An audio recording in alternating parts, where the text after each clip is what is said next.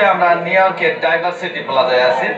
সারা ওয়ার্ল্ডে ইসকনকে জঙ্গি হিসাবে প্রচার করার চেষ্টা করছে কিছু মৌলবাদী, আর নিউ ইয়র্কের বিশেষ করে সেই ইলিয়াস হোসেন জঙ্গিবাদীর যে আছে, সে কিন্তু ইসকনের প্রতিবাদ অনুষ্ঠানে দূরে থেকে দেখে এই ইস্যুটা তুলছে। এই ইসকন জঙ্গি, এটা আপনার কতটুকু বিশ্বাস এবং আপনার অনুভূতি, আপনার এক্সপ্রেশন? আপনি কখনো ইসকনে গেছেন কিনা? ওকে, ধন্যবাদ। হরে কৃষ্ণ। প্রথমত হরে কৃষ্ণ কেন বললাম?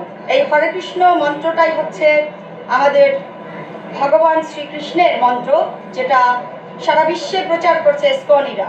ইসকনিরা কখনই জঙ্গি হতে পারে না, কারণ সনাতন ধর্ম শান্তির ধর্ম।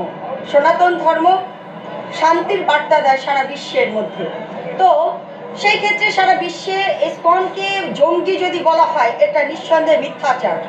জঙ্গি বলতেই সারা বিশ্বের বাঙালি হোক নন বাঙালি হোক, যে কোনো দেশের মানুষ বোঝে কারা টেররিস্ট মুসলিম, তারাই হচ্ছে জঙ্গি। তারাই জঙ্গিবাদের উত্তরণ করেছে এবং তারা সারা বিশ্বে ছড়িয়ে দিয়েছে। ইসকনিরা সারাক্ষণ সর্বদেশের সর্ব জায়গায় তারা শ্রীকৃষ্ণের নাম বিলায়, হরে কৃষ্ণ কৃষ্ণ কৃষ্ণ হরে হরে, হরে রাম রাম রাম হরে হরে। আর লায়ে তকবীর বলে এই জঙ্গি মুসলমানরা যখনই এই কথাটা বলে, তখনই একটাই অর্থ দাঁড়ায় যে ওকে মারো, ওকে কাটো। কিন্তু ইসকনিরা সেটা বলে না। ইসকনিরা কখনই একটা জঙ্গি সংগঠন হতে পারে না।